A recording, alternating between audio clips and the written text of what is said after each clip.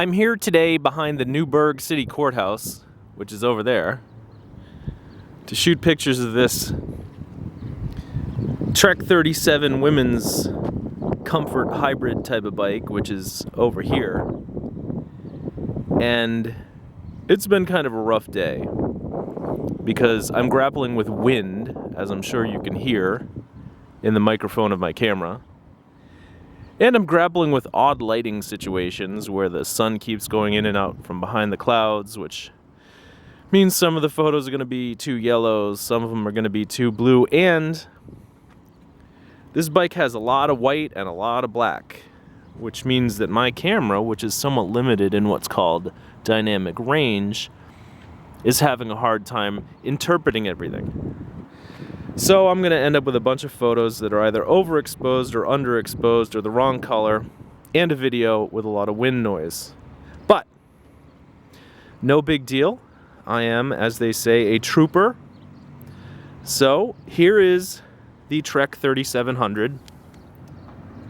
Now this isn't the only Trek 3700 that ever existed.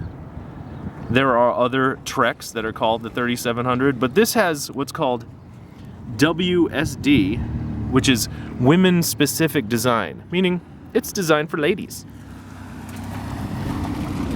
And maybe I should find out if it works for ladies by asking one of the hookers in this parking lot if she wants to ride it.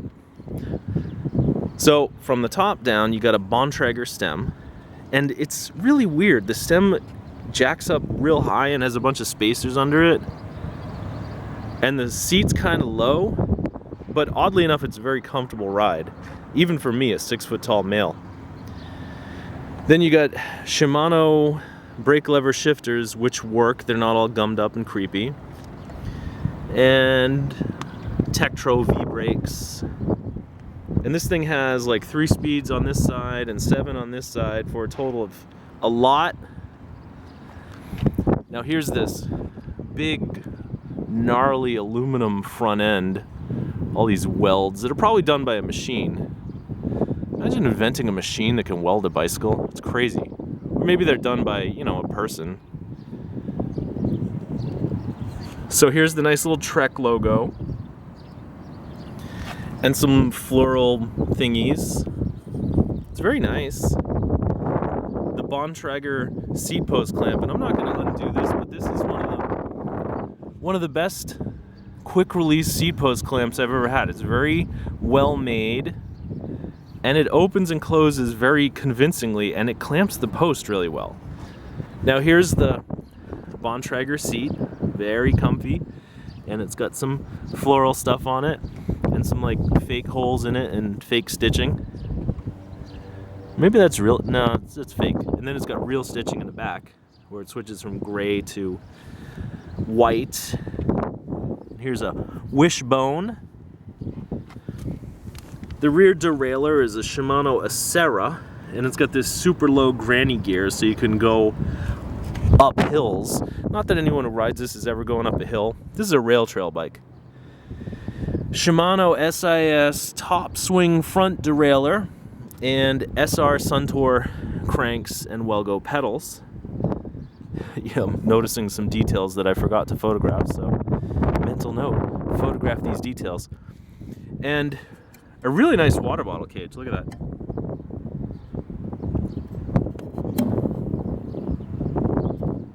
I'm putting the microphones up here. I'm putting it next to the thing so you can hear.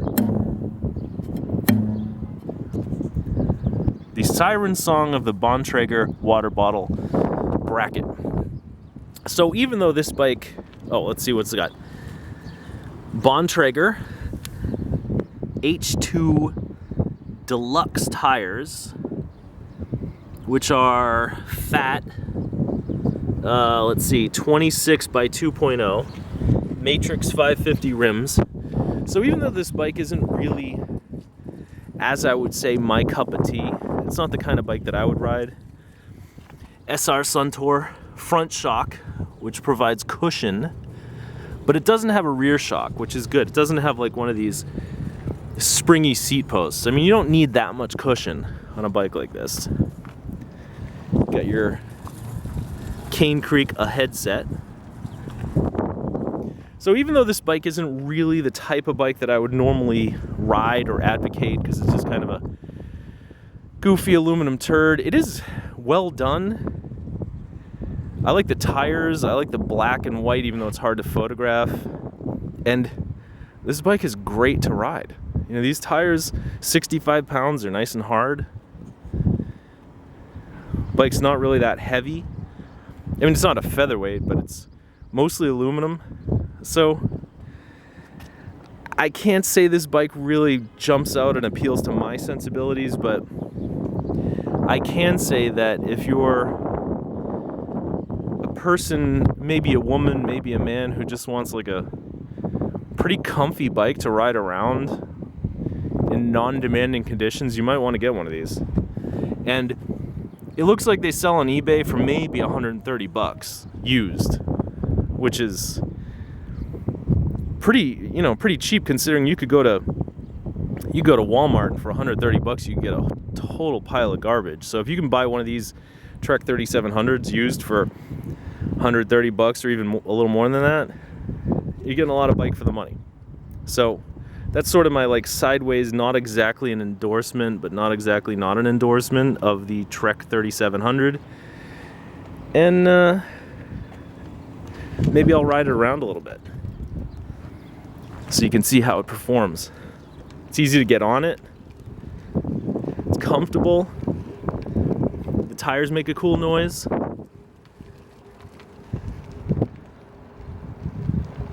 This is Newburgh.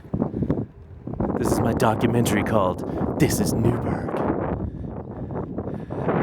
Let's go see if we can spot any exciting stuff going on in Newburgh other than the wind.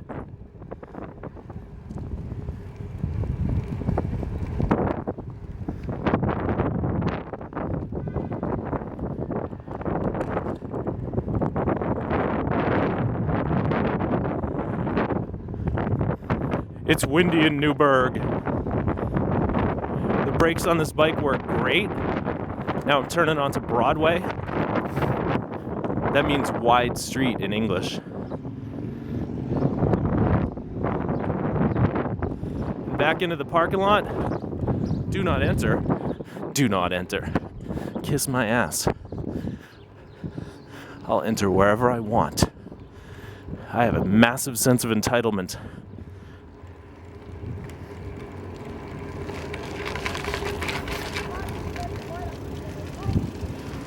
Oh!